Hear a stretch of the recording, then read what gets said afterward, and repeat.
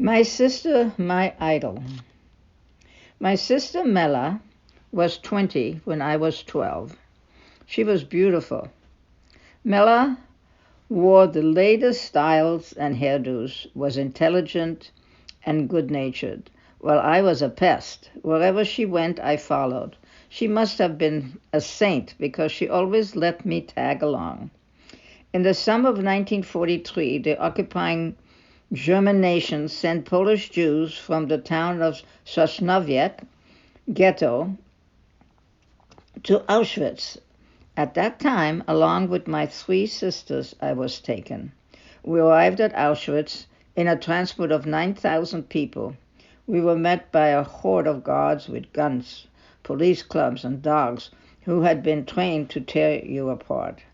The men were separated from the women and children.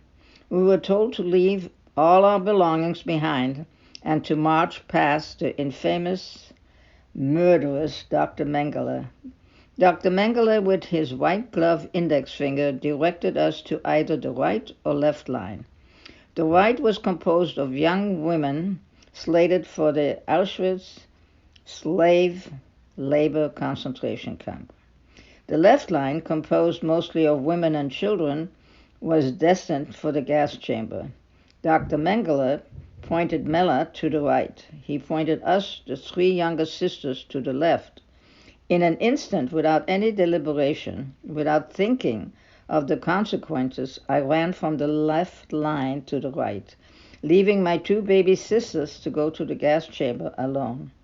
Shortly after we arrived at Auschwitz, Mela came down with typhus and had to be relocated to the Revier, a block reserved for the sick. Everyone knew that being sent there meant you would not return alive. My dilemma: should I go with Mela? I knew if I went with her, I would not return. After deliberating, I decided to go with my sister.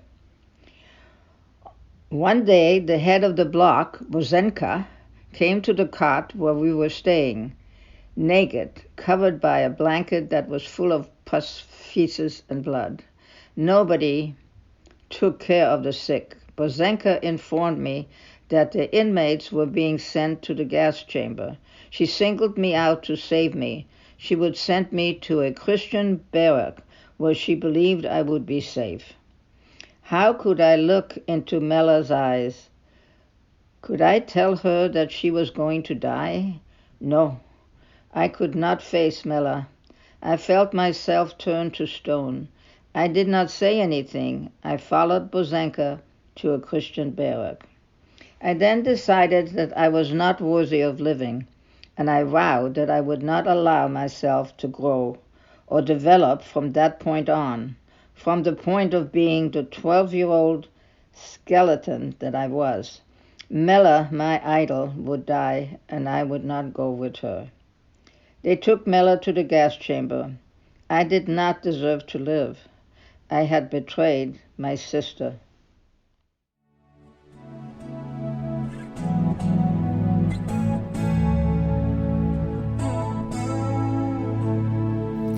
What you've just been listening to was Brania Rubin Brandman's traumatic story about surviving the Holocaust, which was read by fellow Holocaust survivor Gita Ryle. You're listening to State of Mind, Being Human and Living Well. I'm the producer and your host today, Deborah Sloss, licensed marriage and family therapist, and my pronouns are she, her. Brania calls her decisions acts of betrayal. But in my view, this 12-year-old child didn't even possess the power that would be necessary to commit an act of betrayal. She was put into the most horrible of double binds, situations that were totally irreconcilable, and she did the best she could to survive. Writing and telling her story has been powerfully healing for Brania. April is National Poetry Month, and to honor that, we're going to be examining how the writing process can be used to heal and support mental health and wellness. This is part 1 of a 2-part series on using the arts to heal. So join us again next month, where we'll be exploring the use of other kinds of art endeavors as a healing process. Joining me for today's conversation is poet, writer, editor, and teacher Patrice Vecchione. For many years, Patrice has taught poetry and creative writing to children, teens, and adults through her program, The Heart of the Word, Poetry and the Imagination. In her most recent book, My Shouting, Shattered, Whispering Voice, A Guide to Writing Poetry and Speaking Your Truth, Patrice encourages new writers of all ages to find their voices, speak their truths, and articulate what matters to them most. Also joining us today are two of Patrice's former writing students. Briar Spungen is a junior at Carmel High School in Carmel, California, and has been writing poetry for a decade. Drawing inspiration from the Big Sur coast, where she was born and raised, Briar shines light upon beauty in things that may seem obsolete, using these symbols to highlight her experiences and her struggles with mental health. Also with us is Erin Kate Escobar, who uses they/them pronouns and was born and raised in Santa Cruz, California. They are the founder of Erin Kate Escobar Consulting, LLC, where they work now building more inclusive workspaces by implementing diversity, equity, inclusion, and belonging strategies that include healing and anti-racist practices.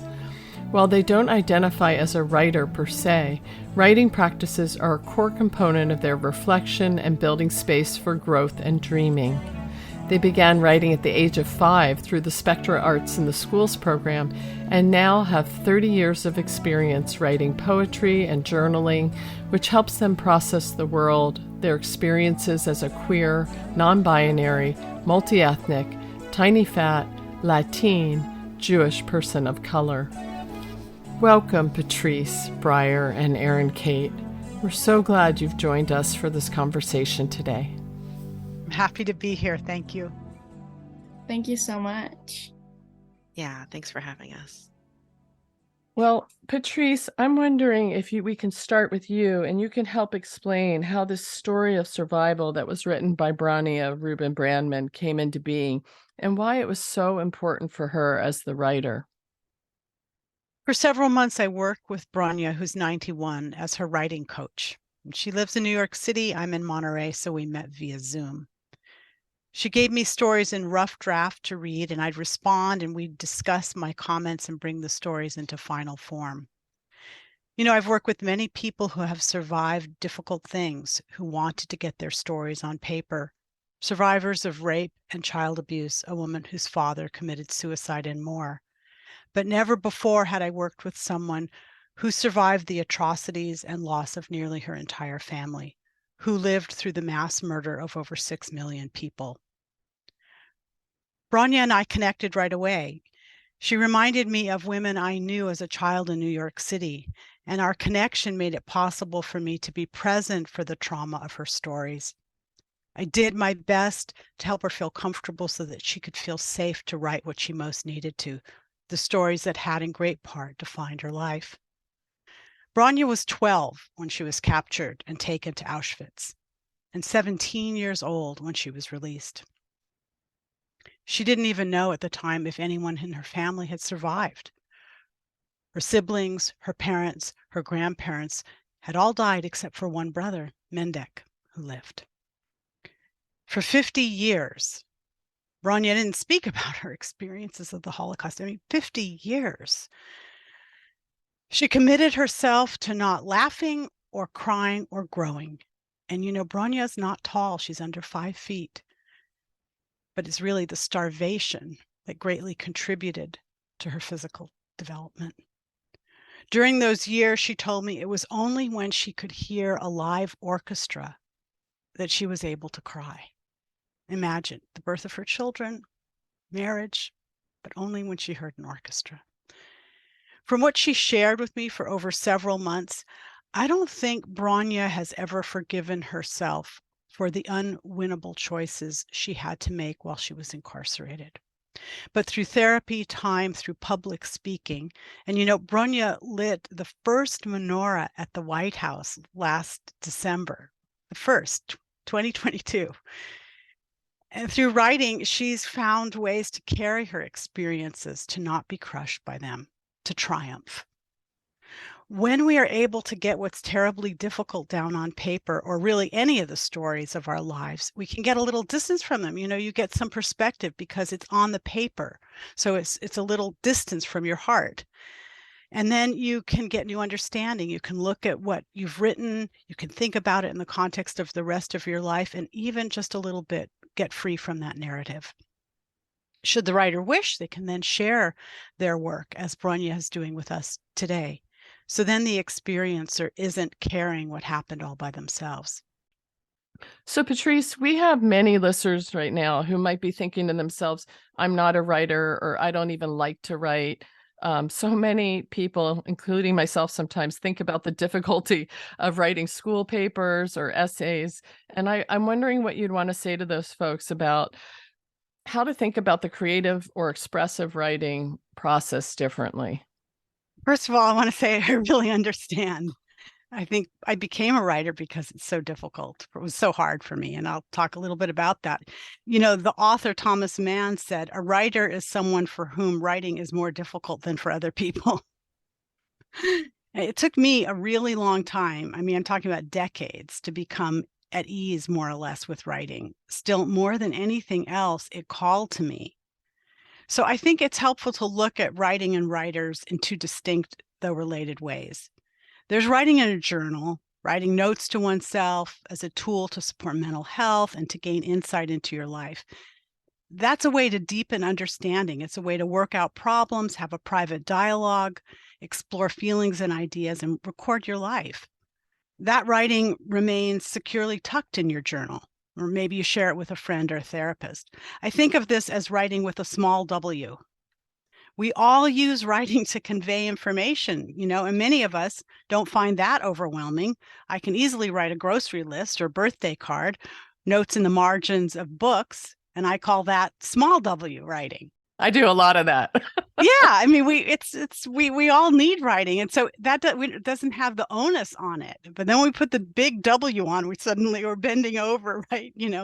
So the same person might write in a journal, do the same things that private writing does, but then you're the person at a particular time you decide, aha, I want to do something else with this. There's something here.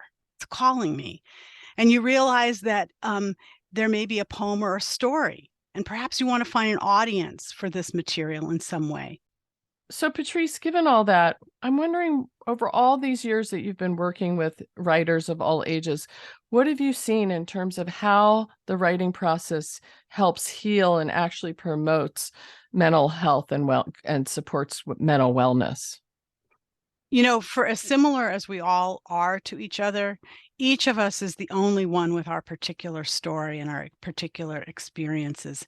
And it's important to remember that if you don't tell your story, it will never be told.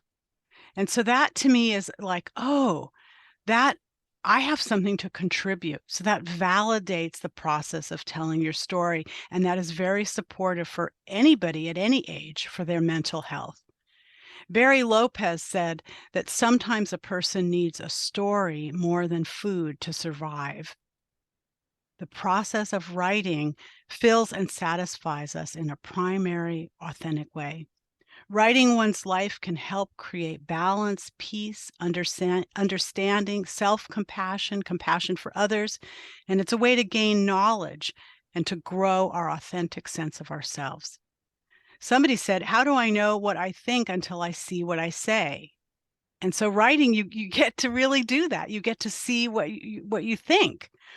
And it's enormously transformational. If you're honest with yourself on the page, you begin to recognize this is what I think. And here's what I once believed, but actually, I don't believe that anymore. You can come to embrace your experiences, no matter how difficult they may have been, to see yourself as the hero of your own story, not a minor character. And that's a big step to initiate change, create balance and strength, and make decisions that go beyond the page and into daily life. Oh, that's so beautiful. You must be a writer. You're pretty funny. So also with us today are two of Patrice's former students, Briar and Erin Kate, both of whom continue to write in different ways in their lives today. So, Briar, let's start with you. How did you get started writing, and what role does writing play in your life today?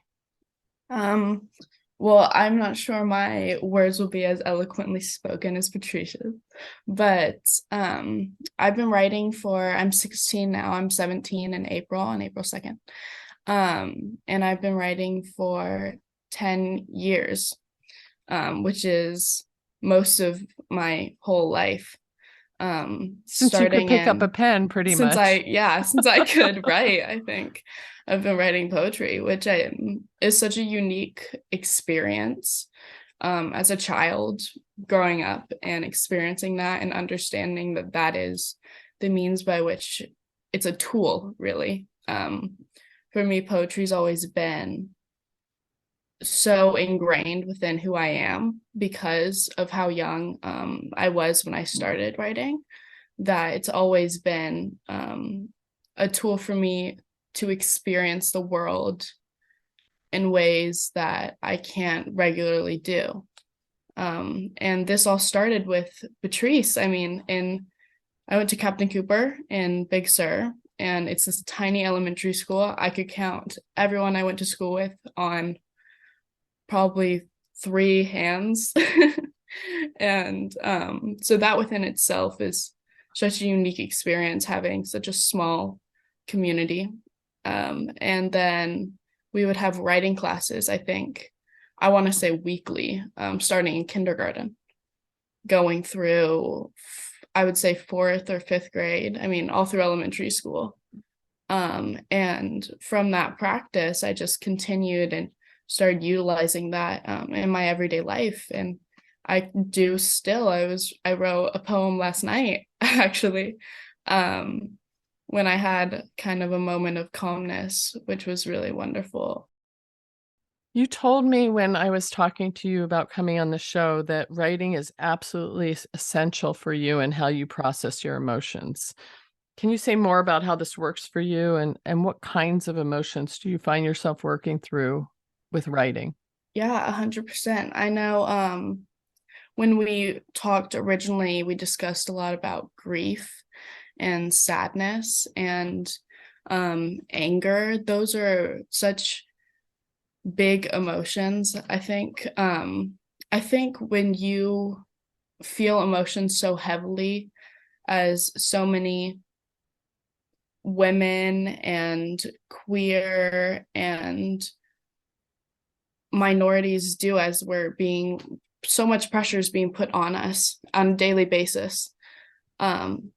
It's so essential to have an outlet where you can feel peace from that and you can gain understanding in who you are. And that's what poetry has always been about for me. I've always gone to writing poetry to collect my thoughts and really work through what I'm feeling. If I've gone through something really detrimental that's been changing my life, the first thing I do is write a poem. And that's how I work through those big emotions.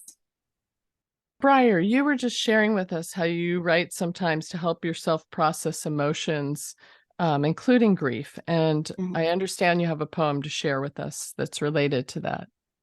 Yes. Absent from you.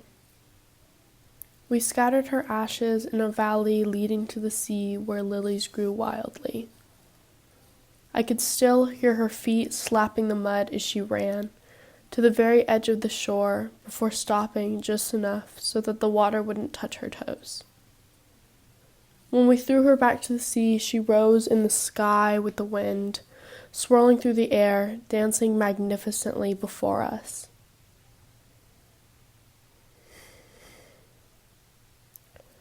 The wooden table in the dining room is empty, naked without your chair, but I swore I saw you the other day, peeking at me kindly through the jars of pickled goods and jam you used to love to dig your child hands into. Deep purples and reds sticking across your face from your mouth, the same color that now consumes your mother's at dinner.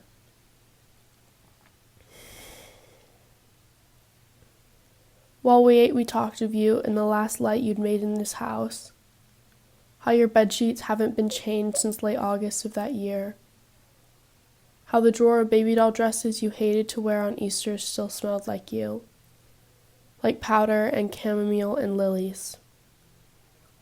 After we drew together our eyes, we stopped talking.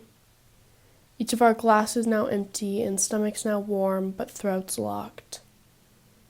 We put our hands together and wept, crying for you, for one another, for lost childhood and wiped away time. Time that we agreed belonged to us by right. Time in your hospital room, laying beside you as you slept. Time saying goodbye that I was never handed, never offered. In this now consuming grief, this urge to again feel what I had not understood until it was sitting in front of me grasping my thumb, until it was no longer beside me at the dinner table, was finally the release I realized you wanted for us. Not to forget your scent or the pounding of your run, but the togetherness and love you understood we could only give to one another, absent from you. I'm kind of speechless, but is there anything that you would want to say about that poem and how writing it may have helped you? The poem, I think, was one of the most emotionally rigorous to write.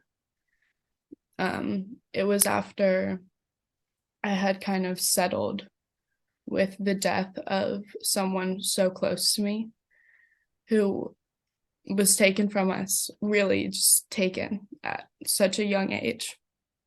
I mean, she was 8 years old and it was sudden, and it was such a shock for me and for my family and everyone who knew what was going on because of how close we had all been. And I wrote this poem specifically after I went to her house and I had a dinner with her moms. And at the dinner table, I remember so clearly being just weeping, and we were all holding each other and weeping, and we were talking about her passing, and one of her moms said, "I know that she can hear us, and I know that she wanted this, and I have to believe that to accept this."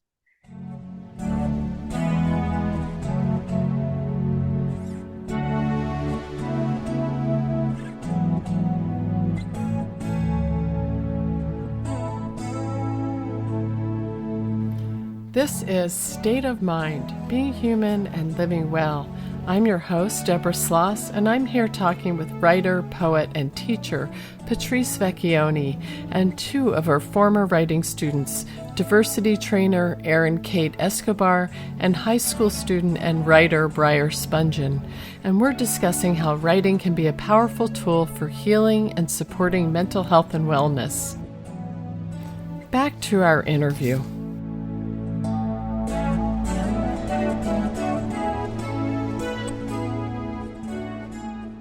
Also with us today is Erin Kate Escobar, another former student of Patrice's. Erin Kate, how about you? How did you get started writing, and what kind of writing are you doing these days? So I got started writing very young, in probably kindergarten, when, thank goodness, we had Spectra Arts in the classrooms, and Patrice came in as a Spectra artist to teach poetry classes.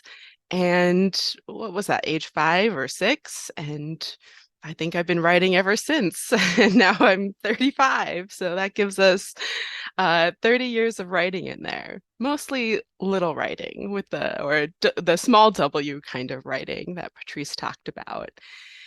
So I kept journals from a pretty young age, whether that was my poetry journal or just my personal thoughts and feelings journals. And I think that's progressed now in life to have multiple ways of thinking about how do I document and think about what life is about and what these feelings are. And I think I feel really grateful for that experience as a really young kid of being really validated in writing as a little W or a big W. You are always invited to share your writing. So it feels very normal to me that you would share something that maybe doesn't feel perfect, or you would share something that's just some thoughts and feelings to you, but it's brought to the world in a way that no one else could have done except for you. So I think that process of learning that as a young kid has led me to be an adult who feels like, yeah, I can come on a radio show as a non-writer. Well, when I talked with you about coming on the show, you mentioned that writing really helped you learn to honor your inside voices. Can you say more about what that means for you and what the impact of that's been in your life? Yeah, I think there's kind of that running monologue in the behind the scenes. I think also growing up, like, I think The Wonder Years was a big TV show in my youth. And so there was this like thought that like the outside world could hear your inside thoughts, right? Like it's just kind of going on while you're looking out the window. Um, these are the things that are happening for me. So I think getting to have a place where those inside thoughts are reflected on paper felt really good. And now as an adult, I think about kind of that difference between just stream of consciousness writing of like, blah, letting it out, whatever I'm frustrated about, no matter how small or big it is, to the difference between that and maybe like a memory journal that I keep, which is like, I want to remember this experience I had or this time I went and spent with these people, and this is how it happened. And even inviting those people to write in that memory journal to say, what's this experience like for you? Because your 2 sentences in here or your half paragraph about this experience is so enriching to how I will reflect back on it. Well, speaking of journals, can you tell us a little bit about the ways that you journal? When we talked about you coming on the show, that really tickled me, and I'm wondering if you could share with listeners. Yeah, so I probably have like 4 journals going on at a time, maybe 5. I have kind of that like stream of consciousness, just like wake up in the morning and let it out, or I come back from something that's frustrating and I just need to like let that exist and let it be on a page somewhere that maybe and hopefully no one's ever going to see. That is that stream of consciousness. To maybe a journal that I keep my dreams in. So I might roll over in the morning and write what kind of came to my mind while I was dreaming. In that same dream journal, I think I do a lot of intention setting. So whether that's at the new moon or the full moon, some moon in between if I missed one of those, some place to set intentions for that are much smaller, like the next 2 weeks, the next 10 days, before the end of the week kind of intentions, instead of that like annual, maybe people do this at the beginning of the year, like this is my intention for the whole year. Woo, that scares the heck out of me. I'm a give me the next 3 days kind of intention person, and let me maybe write those on my wall so they're in my consciousness and they come to mind. Or like I said, a memory journal. So I have when I met my partner works in traumatic brain injury, and he mentioned going into clinics and people have a memory journal next to their bed and who came to visit on what day and what they did together. And I was like, that's brilliant. As somebody who identifies as not having a great memory, I want a memory journal of my life and who came to visit and what we did and what we talked about and why that felt important at that moment. And so one's, an ongoing memory journal that I would be happy for someone to find on the street and read those memories. And I love when friends or family will add to that memory journal too. So it's almost communal. Well, I hope people will go to our website and take a look. There's a picture of Erin Kate with all her journals there. So I understand you also brought a poem to share with us today. Yes. Love of my life. It took me daily practices, full moon and new moon rituals, groups of seeing mirrors, reclamation of emotions, mandalas, mountains, meaning making, long walks. Deep breaths, ongoing struggle to remember how to open the portal back to myself, to allow my shame and guilt and joy to coexist, my pleasure and guilt riding a tandem bike together while baking a cake, that delicious creation that could only be given to others on my own terms, made up of a recipe passed down from plants, medicine, ancestors, and a little bit of me. Cultivating my own self like a garden that needs tending, and noticing my emotions like the sound of the waves. Is there anything that you would want to share about that poem and how it came to be, and maybe how writing it may have been powerful or helpful to you? Yeah. I wrote this poem. My sister invited me to like a summer workshop for my birthday. It was by, her name's Goddess Anika, and it was a Lionsgate portal, and this was written in August of last year. And there were some terrific prompts and space created and ritual created. I think that can be really powerful. Oftentimes I'll just sit down with a candle, or I'll light a scent around me, or create a moment in space where it's a little different than every other moment in space. So to create some ritual space, and sometimes to do that not alone is really powerful. To do that in community with others, it holds you accountable to staying there and being there, and also such a treat to get to hear sometimes how other people heard that same exact prompt and took it in a whole new direction. But I think it's really powerful, and it's really fun to read this Love of My Life poem, because it feels so warm and loving. And I'd say growing up, many of those poems would have looked different. And so it feels like I get to see a lot of growth that's led me to who I am now. And it sounds like what you're saying is, even reading it today, you're sort of standing outside and seeing yourself anew in the poem.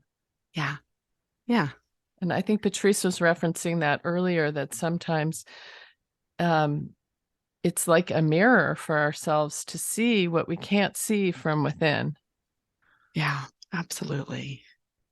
Patrice, I understand that you also brought some poems with you to share today, some poems from your former students. Would you want to share one of those now?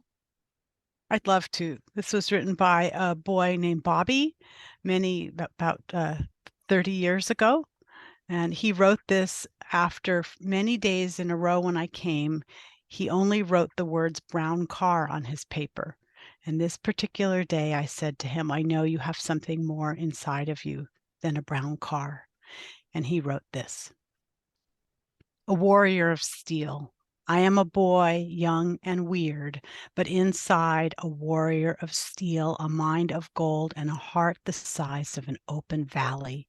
The sweet aroma of flowers and the tingle of the fresh breeze of air pass through me. My mind is full of thoughts and my heart full of joy. I have a sword shinier than the sun.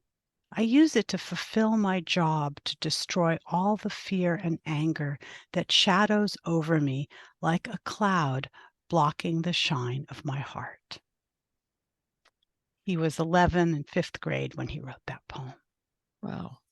That seems like a beautiful lead-in to just bring up that you recently wrote a book called My Shouting, Shattered, Whispering Voice, a guide to writing poetry and speaking your truth. That's really all about this topic of, that there's more than a brown car inside of us. So what do you hope readers of that book would get from it? And how could this book specifically support someone in learning to write for their mental health? So the book looks at poetry from a whole bunch of different angles, and the goal of it is to take the lock off of your heart and to rip the tape off of your lips so that you can speak what you most need to speak. The book has 25 writing prompts. I call them writing inspirations that could be used for poetry, for journal, for fiction, nonfiction. So it's put it in your back pocket, dog ear the pages and underline things, and use it as a reference and maybe a little bit of a Bible, perhaps.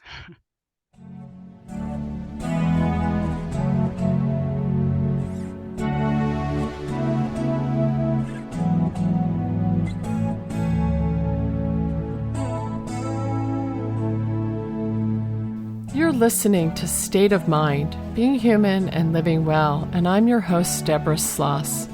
Today, I'm talking with writer, poet, and teacher Patrice Vecchione, and we're joined by two of her former writing students, diversity trainer Erin Kate Escobar and high school student and writer Briar Spungen.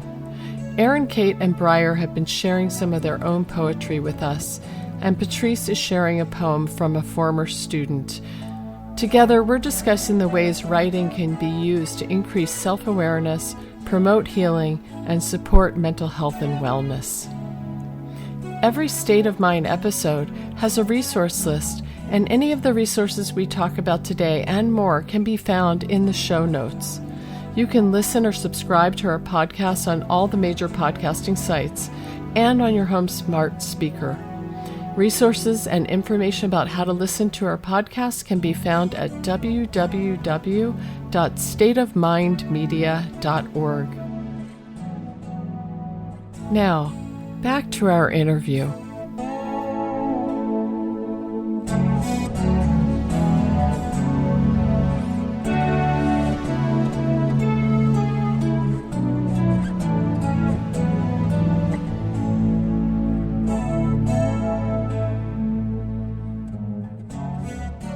Briar, I want to come to you because before coming on the show today, you shared with me that you struggle with some very specific mental health challenges. And I'm wondering if you'd be willing to describe what those are and how you find writing specifically helps you meet those challenges.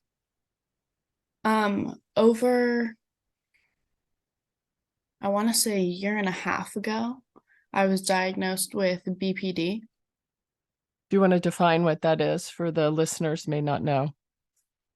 For those who don't know, it is borderline personality disorder. And it was sort of a wake-up call for me in a lot of ways, being that most all of what I had perceived of my life as regular or normal and my means of thought and action, I was realizing were not the experience of those around me mostly, which was an interesting and sort of a shocking realization to have. With this, I think I really started to feel alone and unable to talk about it and not really understanding how I felt about being diagnosed with this and even about just experiencing it all the time. I think one of the most crucial parts, what makes mental health so crucial, is that there really is no escape from it. You are always in your own mind, and that's where you live. That's why it's so important to have good mental health and to practice good mental health and to take care of not only your body, but your soul and nurture those around you. And I was also diagnosed with OCD not too long ago. I want to say August of 2022.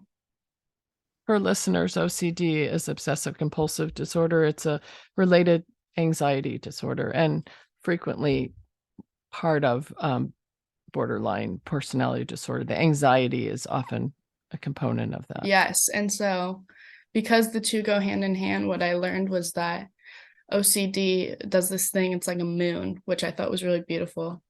And this is something my therapist told me, is it waxes and it wanes. And so it can be really intense, and it can just be swarming and just swallow you whole, and you can't feel anything, and everything is, you're hyper focusing, and it's so intense. And then other days it'll be really gentle, and sort of you're just more aware of smaller things, and which I always thought was kind of beautiful, and which is such a positive way to look at that. And writing was so crucial in my acceptance of all of this. Briar, that seems like just a beautiful lead in to another poem I understand you brought to share with us today. Yes, this poem is called I Am an Empty Staircase. I am the expert in silence and invisibility. Look to me to be forgotten, to be left behind, to be easily abandoned. I am a neglected spoon, rough and chipped, sickly feeling. Always the last in the drawer. I am the rebel child, the disappointment. What will we do with her? My mother wept. I am the broken tile in our kitchen, the sticky ring on the dining room table, the blood stain on the heel of her favorite boots. I am the letter you cannot burn, the sheets you cannot drown, the seed you couldn't smash, the firecracker you couldn't bury. No soil, no matter how rotten or fresh or rich or dry, would take me, would stomp out my flame, would hush my screams. I am so easily dismissed. Leave me creeping into a corner in a crowded room, sitting snug against the white-polished bookcase, the flaxen wallpaper, observing whispering aunts and giggling cousins. Watch me become a ghost stuffed into the body of a woman, of a sister, of an adolescent, of a blush-cheeked girl, of a happy baby, of a giggling toddler, of a confused child, of a bruised teen, of an unforgiving woman. Erin Kate, you shared that you also have navigated some challenges in your life where writing has been helpful and a sort of a steadfast resource for you. You mentioned using other kinds of expressive arts too, which we're going to be talking about more in our next month's show. So I'm wondering if you could share how writing and or those other arts have provided support for you personally and your mental health. Yeah. I think growing up in a small, predominantly white town like Santa Cruz, and growing up and being a multi-ethnic and Jewish, and trying to figure out my sexuality and my gender, all those pieces. There was a lot of learning to do about who I was, and there was a lot of, I think, both self-labeling, but trying to take off the labels of others. And so I think writing was such a beautiful place that you just got to let it flow, try things on. Nothing felt permanent. You could rip it up, you could hide it away, you could hold it close, you could share it. There were so many options of how you could take the next step with something you were maybe just coming to terms with for your own self. So I think that is really powerful to have that agency, and how beautiful to have people like Patrice, guides along the way, who invite you in to inspire you or try something differently, or you hear a poem that really moves you and you just write about what it moves in you, or a piece of writing, or prayer. So I think there's just a lot of really beautiful ways that, in processing those identities or processing the loss of a step parent or somebody who was like a step parent to me very young, around age 8, I needed space to process that. And that was both done through writing, painting, dance, movement. So I feel like really grateful that I had multiple modalities to play in, to allow it to move through us, move through our bodies, move through our minds, have a different way to convey it that maybe is not a conversation, but is a different way to process. How do I hold all these pieces? Well, along those lines, I understand you have a poem, one more poem to share with us today, too. Yeah. My prayer for creativity. I come to this moment on this day and at this time to show up and be present. For you, the universe, for me, for the ancestors, for those who have come before, for those who will come. May I be a conduit for all those I'm in service to. I welcome your wisdom and leadership, guidance, reassurance, challenges, and love. And I will learn to trust you through learning and practicing trusting myself.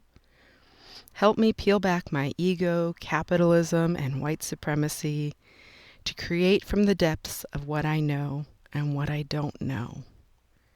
Help me to understand fear, hate, and greed so that I may work towards growth, creation, understanding, and love together. We're coming very close to the end of our time together, and I was wondering if you would want to share maybe some specific suggestions or even resources about what listeners, if they wanted to try to get started writing, what you might suggest to them. So it could be resources, it could be specific prompts that you found helpful. And I'm wondering, Patrice, if we could start with you. Something I love to do is to buy a notebook, a plain notebook, and I decorate the cover of the notebook, and I spend a lot of time doing that. So it becomes like a treasure chest, but the treasure chest is empty until I start putting words in it. And inside the front covers and the back covers, I write quotes from other people, and they remind me that the endeavor I'm about to embark on is worthy and important. And so creating a sacred little space. The other thing I do when I can is I walk in nature for long distances. And I wrote almost an entire book. My book, Step into Nature, I wrote almost the whole book walking in nature, first on my hand and then in little notebooks. So getting away from the desk and away from actually the paper can also be deeply, deeply inspiring. What about you, Briar? Do you have specific resources or prompts or practices that you have that really support you in your writing that you might want to share with listeners? A lot of what has always helped me with writing is music. I think music is so essential to writing music, songs, or poetry. And listening to music, I listen to music when I write a lot of the time to help motivate me and to inspire me. And so if you're looking to write and you're not feeling anything or you can't put it out correctly and you're feeling a little challenged, I always suggest putting something on that makes you feel good or maybe makes you feel sad. Every emotion is okay, and poetry should reflect that. I don't practice writing in anything tactical. I do a lot of writing on my phone primarily. That's been really essential in helping me write because it's so easy to just pull out my phone and start writing when I have an idea or write down fragments. Yeah. And as Patrice was saying earlier, nothing has to be finished. I have so many unfinished poems, more than I could probably count, really. And that's part of the fun. One day I'll have to compile them all together and see how that goes. But for now, unfinished is okay as long as you feel good after you've written. What about you, Erin Kate? What specific prompts, or maybe there are resources that you go to, or practices that you have that really support your writing and support your mental wellness? Yeah, something that's really helped me get in the creativity zone was doing The Artist's Way, which is by Julia Cameron, which is a 12-week program that kind of takes you through many prompts and many ways to think about how do I get to live the creative life that I want, whatever that looks like. And so she has a lot of practices like morning pages, which is that stream of consciousness invitation, to a weekly artist date, which is just 2 to 3 hours you carve out of your week to protect and do something that feeds your creative self, or something your little self would be so excited to do that you haven't made time for in a while. So just finding practices in daily, weekly, monthly ritual where I remember to sit down, or like putting the moons on my calendar to say, I want to sit down at the full moon and take 20 minutes with a cup of tea and a candle to think about what just happened over the last 2 weeks, or what am I ready to shed or let go of as the moon gets to shed. And then every time I look up at the moon, there's just a reminder of, oh yeah, I'm letting that go. I'm not listening. I'm letting go of one of those critics, or I'm hearing that voice and I'm allowing you to exist and moving forward with something else I want to put my energy into. Or going with a different modality. Sometimes, like Patrice said, getting up and going out into nature. But for me, it's usually getting out some watercolors and paper and being like, I don't actually need words at all. I need color and texture and like the decorating of the journal, or I need to cut things out of something. I need to glue something on. I'm so glad you said cutting out, because a lot of people are very intimidated by creating something, that they think is artistic, but collage can be such a powerful tool too. Cutting, tearing. Absolutely. Yeah.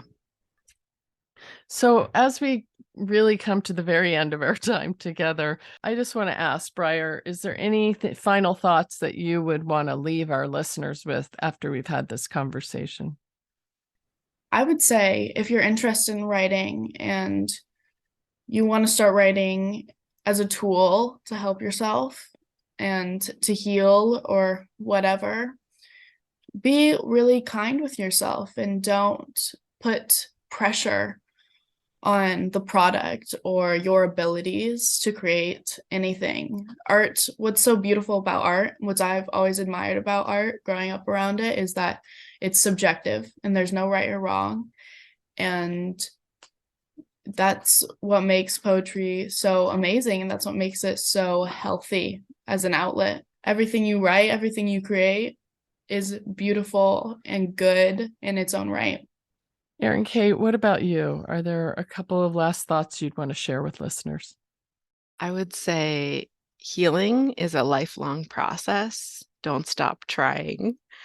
And it's deeply personal, and it feels very unique, and oftentimes it is, but it shouldn't necessarily always be done alone in a vacuum. So bring your friends, find community, sign up for a class that's going to allow you to process life differently than maybe what you might do just on your own. And Patrice, what's one wisdom you've gleaned from your many years of helping people write that you'd want to share with our audience? You get to choose what you believe. It's not foisted upon you, no matter what anyone has ever said. So sometimes when I'm writing and I feel self-conscious and I feel doubtful in my ability to say what I want to say, it's easy to fall into believing doubt, to think, oh, there's nothing here. I don't know what I'm doing. This is even after writing since I was in high school. It's a long time ago. And I remember, oh, where do I want to put my belief? Do I want to believe in my inability, or do I want to believe in my possibility? Choose possibility.